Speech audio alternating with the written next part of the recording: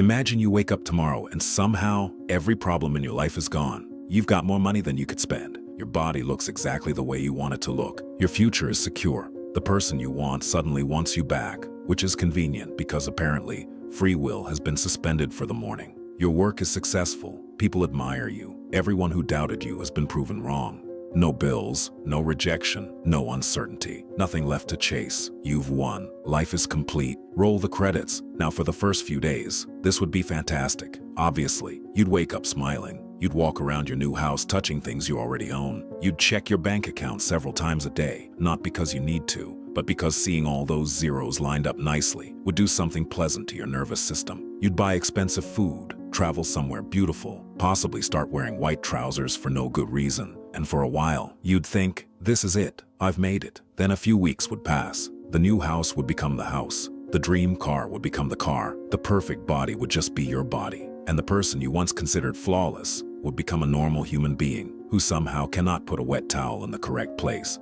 Your perfect life wouldn't feel bad. It would just start feeling normal. You can spend years wanting something, finally get it, and then watch your brain turn it into background scenery. And once that happens, you're left with a question you probably never expected to ask. Now what? We spend most of our lives trying to get what we want. More money, better work, a relationship, a better body, a nicer house, respect, freedom, maybe revenge if we're being honest. But hardly anyone stops to ask what happens after the wanting is over. Because here's the uncomfortable bit. Wanting something gives your life structure. It gives you a reason to tolerate Monday. You're working toward the promotion, saving for the trip, building the business, trying to get in shape, waiting for that one person to reply without taking 7 hours and pretending they just saw this. There's a gap between where you are and where you want to be. And yes, that gap can be frustrating, but it also gives you direction. It gives your mind somewhere to go. If you remove every gap at once, you don't just remove frustration, you remove direction. That's why anticipation can feel better than actually having the thing. Think about the last thing you really wanted to buy. You probably watched reviews, compared prices, looked at pictures, imagined what life would be like once you owned it. Then you bought it, and a week later it was just sitting there. You might even have stopped noticing it. That phone you couldn't wait to get is now the device you use to look at pictures of the next phone. That's human beings for you. Never mind that the current phone contains more technology than entire governments had 50 years ago. The camera could photograph the surface of the moon, and we'd still complain that the battery dropped to 19% before dinner. Psychologists call this hedonic adaptation. It basically means that we get used to things. Good things, bad things, strange things. At first, a positive change feels huge. Then the brain adjusts. The first morning in a beautiful house, you notice the view. 6 months later, you're annoyed because one cupboard door makes a tiny noise. The first time you earn serious money, it feels like freedom. Then your lifestyle expands. Your standards rise, and somehow you're stressed again. Except now the chair you're stressed in is Italian. The first bite of a great meal is wonderful. By the 10th bite, you're checking your phone. That doesn't mean you're ungrateful. Well, you might be. I don't know you personally, but adaptation is normal. Your brain can't react to everything as if it's new forever. If it did, you'd eat one really good mango and spend the next 15 years lying on the floor. So the excitement fades.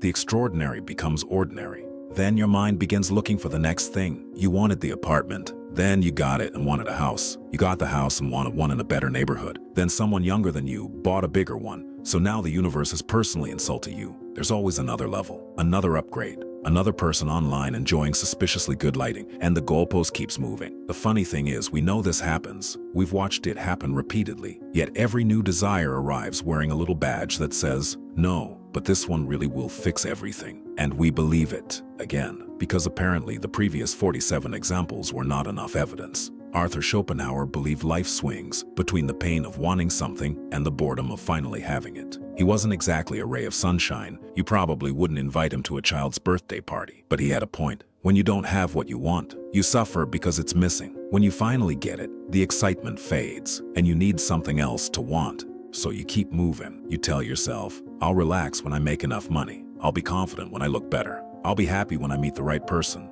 I'll start living properly when I leave this job. Then you reach the thing, and your brain says, good, what's next? No celebration, no thank you card, just another bloody requirement. the finish line moves forward, and off you go again like a donkey chasing a carrot with a gym membership. That's how people spend half their lives trying to reach a point where they'll finally allow themselves to enjoy being alive. But the point never comes. Or worse, it comes and they don't feel any different. That's the fear underneath a lot of ambition. What if I get everything I want and I'm still me? Because most of us aren't only asking our goals to improve our circumstances, we're asking them to repair us. You don't just want money, you want money to make you feel secure. You don't just want attention, you want attention to make you feel valuable. You don't just want a relationship, you want another person to walk into your life, identify every emotional problem you've collected since childhood, and fix the lot before breakfast. It's a ridiculous job description, but people apply for it every day. And the trouble is that success can change your surroundings without changing the person standing inside them. You can move into the dream house and bring all your old fears with you. They'll enjoy the extra space. You can become admired and still feel like a fraud. You can find someone who loves you and still be unable to believe them. You can become wealthy and spend every waking moment terrified of losing it. The dream house still contains your mind. It just has better countertops. That's what nobody puts on the vision board. Everything you acquire eventually comes home to the person you already are. And sometimes, without realizing it, we keep our biggest goals safely in the future because the future can't disappoint us. The business you might start can still become enormous. The book you might write can still be brilliant. The person you might meet can still understand you perfectly. The version of you that exists next year can still be confident, disciplined, charming, and somehow interested in waking up at 5 in the morning. Potential is lovely because reality hasn't touched it yet. As long as the dream remains unfinished, you can blame the unfinished dream for your dissatisfaction. I'm not happy because I haven't made it. Fine, but what happens when you make it and the unhappiness is still sitting there with its shoes off? Then you have to consider the possibility that the problem was never entirely outside you. And nobody enjoys that meeting, and this is why some people feel empty after achieving something huge. They've worked for it for years. Everyone is congratulating them. There are photographs, speeches, and perhaps one friend quietly trying to work out how much money they now earn. But inside, they're thinking, is this it? They expected the achievement to transform them. Instead, they arrived at the finish line as the same person, only more tired and holding something made of metal. Now, I'm not saying achievement is pointless. That would be lazy. Build things. Improve yourself. Make money. Get stronger. Become excellent at something. Buy the stupid watch if you really like the stupid watch. The problem begins when you ask the achievement to give you a permanent identity and rescue you from yourself. No goal can do that. It has its own work to do. Now imagine there's a machine in front of you. You press a button and it gives you whatever you want. Money, beauty, talent, love, status, a perfect meal, a house near the sea, whatever. At first you'd be careful. You'd choose the important things. Then you'd start experimenting. Then you'd get used to it. Eventually, you'd be asking for increasingly ridiculous things just to feel something new. A private island, a larger private island, an island shaped like your face. Then you'd complain that it doesn't look enough like you, because satisfaction without effort becomes cheap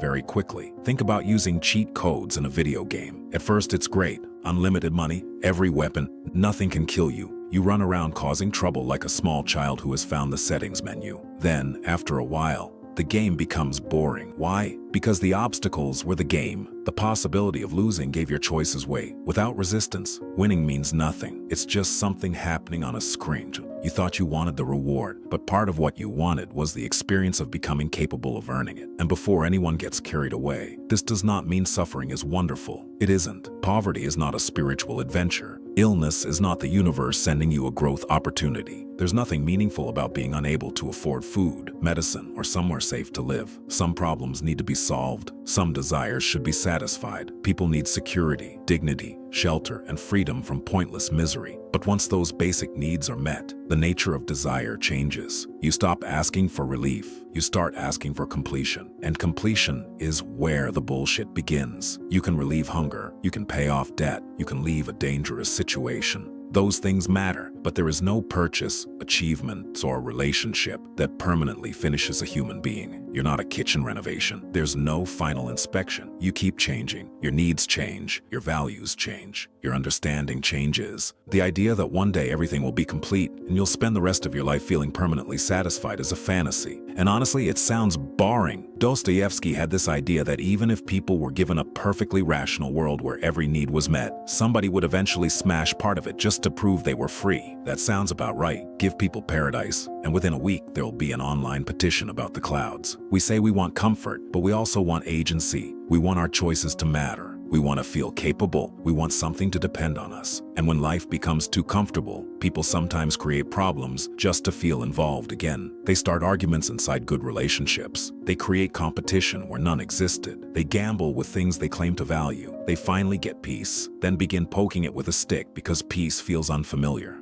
Some people don't know how to live without chaos. Chaos gives them something to react to. Without it, they're alone with themselves. And apparently that's unacceptable. The other problem with getting everything you want is that a life without resistance gives you very little chance to practice anything. Courage requires risk. Patience requires waiting. Discipline requires wanting to do something stupid and then, with great difficulty, not doing it. If nothing tests you, certain parts of you stop growing. Again, this doesn't mean you should deliberately make your life miserable. Life is perfectly capable of doing that without your assistance. It means removing every difficulty would also remove some of the experiences through which character develops. And if comfort keeps increasing while your tolerance keeps shrinking, you become fragile. A delayed delivery ruins your day. Slow Wi-Fi becomes oppression. The hotel pillow is slightly too firm, and suddenly life has lost all meaning. You have more than almost anyone in history, but you're furious because your coffee arrived at the wrong emotional temperature. That's the real danger. Not having too much, needing more and more in order to feel less and less. So what are you supposed to do? Give everything away? Move into the woods? Start eating seeds from a wooden bowl and telling people cold showers cured your personality? No. Wanting things isn't the problem. The problem is not knowing what your desires are for. Some desires end the moment you get the thing. You buy it, you enjoy it, you get used to it, then you want another one. Other desires create a way of living. Learning, creating, loving someone properly, mastering a craft, helping people, building something useful, becoming more honest, more dependable, less likely to behave like an idiot when life doesn't go your way. These things don't have a final version. You never finish loving someone. You never complete curiosity. Nobody wakes up and says, well, that's all the courage done. Good work, everyone. They continue, they deepen, they give you something to participate in, not merely something to possess. So look at the things you want and ask a better question. If I got this tomorrow, what would be left? Do you want to write a successful book, or do you actually want the daily life of a writer? Because those are different things. One involves praise. The other involves sitting alone and rewriting the same paragraph until you begin to hate language. Do you want a relationship, or do you want to learn how to love another person when they're tired, irritating, and not behaving like the fantasy version you ordered? Do you want wealth because you know what you'd do with the freedom? Or do you just want a larger number so you can briefly feel superior to someone from secondary school? Do you want admiration, or do you want to become someone worth admiring? One desire gives you a moment. The other gives you a life. A decent goal should leave you with somewhere to live after you achieve it. You build the business, and now you have to lead it. You develop the talent, and now you have to decide what to do with it. You gain freedom, and now you can no longer blame somebody else for how you spend your time. That last one is particularly annoying. People want freedom until freedom removes their excuses. Then suddenly the cage had excellent benefit. Getting what you want can be frightening because it removes your hiding places. You said you'd begin when you had the money. Now you have it. You said you'd be happy when you escaped. Now you're free. So what are you going to do? That's when fulfillment stops being about getting more and becomes something harder. Learning how to hold what you already have. Enjoying pleasure without demanding that it last forever. Being successful without turning success into your entire personality. Loving someone without making them responsible for every wound you've ever collected. Owning things without allowing the things to own your attention. And recognizing enough before you spend your entire life running past it. Enough doesn't mean you stop trying. It doesn't mean you abandon ambition and begin staring peacefully at a wall. You can still build, still improve, still want more. You just stop treating your present life like an inconvenient waiting room. Because this is your life, not the one that begins after the promotion, not the one that begins after you lose weight, not the one that begins when someone chooses you. This one, the messy one already happening. Maybe the best life isn't one where you get everything you want. Maybe it's one where you learn what's worth wanting, something worth working toward, people worth showing up for, problems worth solving, pleasures you can enjoy without immediately asking for an upgrade, and enough sense to notice when things are actually good. So imagine that perfect morning again. All the money, the perfect body, the perfect relationship, no uncertainty, no resistance, nothing left to prove. Would you really want every part of your life solved? Or would you want something that still needed you? Something that asked you to choose, to work, to risk looking stupid, to become a little better than you were yesterday? Getting everything you want would ruin you if you expected those things to complete you. Because once the excitement faded, you'd discover that having everything is not the same as having a reason to get out of bed. You don't need everything. You need enough. You need something worth doing, people worth loving, and a life you don't have to constantly escape from in your imagination. And if, by some miracle, you do get exactly what you wanted, don't immediately ruin it by asking what comes next. Sit there, look around, let yourself enjoy it for 5 bloody minutes.